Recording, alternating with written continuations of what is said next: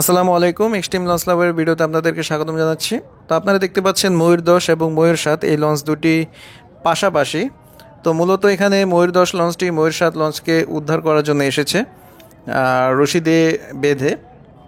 তো ঘটনাটি হলো যে ময়ূর 7 13 মে তারিখে ঢাকা থেকে চাঁদপুর যাওয়ার সময় এই মুন্সিগঞ্জ লঞ্চ ঘাটের কাছাকাছির একটি জায়গায় বাল্কেটের সাথে ময়ূর 7 লঞ্চের সংঘর্ষ হয়। এখন কিভাবে সংঘর্ষ হয়েছে, এখানে দোষটা বাল্কহেডের নাকি ময়ূর 7 লঞ্চের, সেটা আমি সঠিক তথ্যটা পাইনি।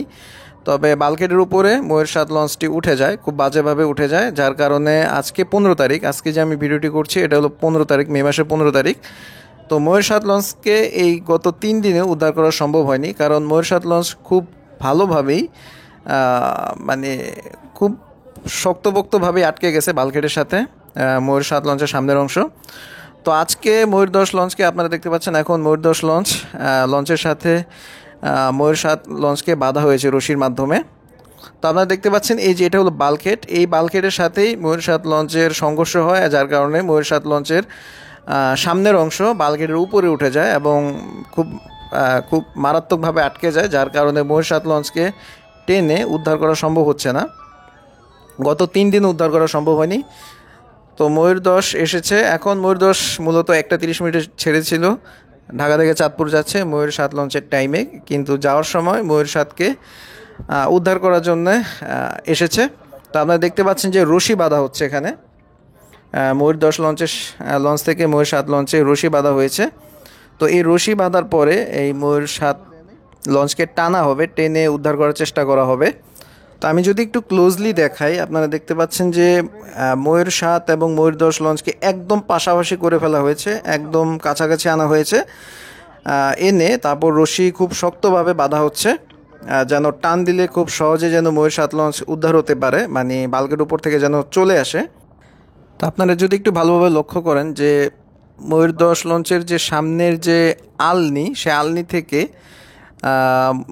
ময়ূর 7 লঞ্চের যে পাশে যে সাইডে রশি দিয়ে খুব শক্ত করে বাঁধা হচ্ছে টান দেওয়ার জন্যে।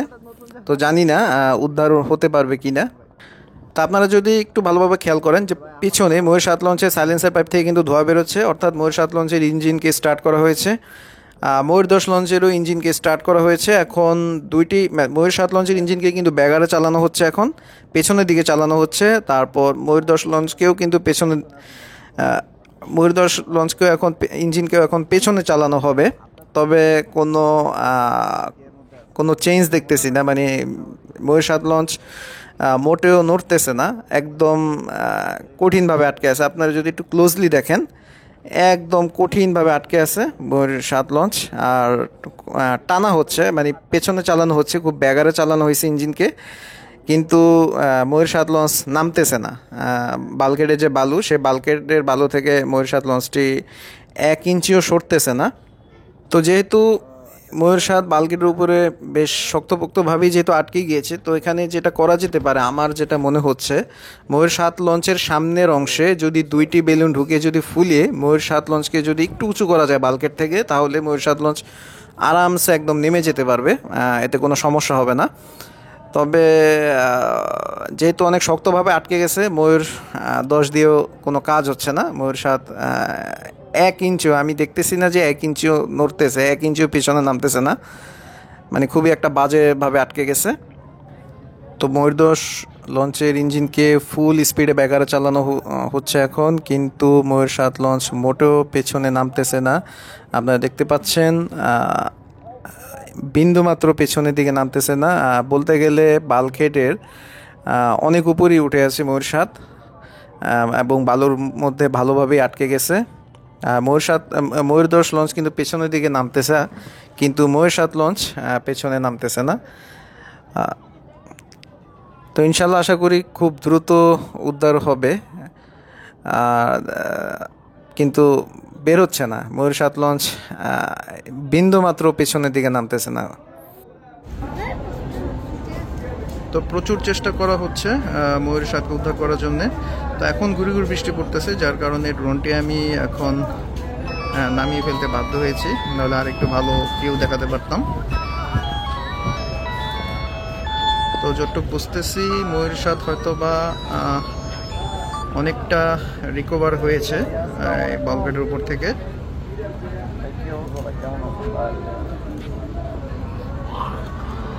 তবে ময়ূরদশ আপ্রাণ চেষ্টা চালিয়ে যাচ্ছে এখনো ময়ূর সাথ লঞ্চকে উদ্ধার করার জন্য।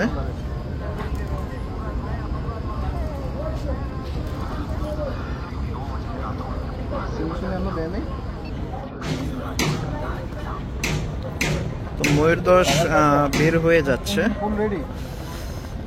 খুব সম্ভবত ময়ূর সাথকে উদ্ধার করতে পারেনি বলাই যায়। ময়ূর সাথ খুব ভালোভাবে আটকে গেছে লঞ্চের সাথে, বালকেটের সাথে ময়ূর সাথ। তো যেহেতু ময়ূরদশ লঞ্চের যাত্রী আছে, যাত্রীদেরকে টাইমলি পৌঁছে দিতে হবে, তাই টাইম ওয়েস্ট বেশি করা যাবে না, যার কারণে ময়ূরদশ এখন চলে যাচ্ছে।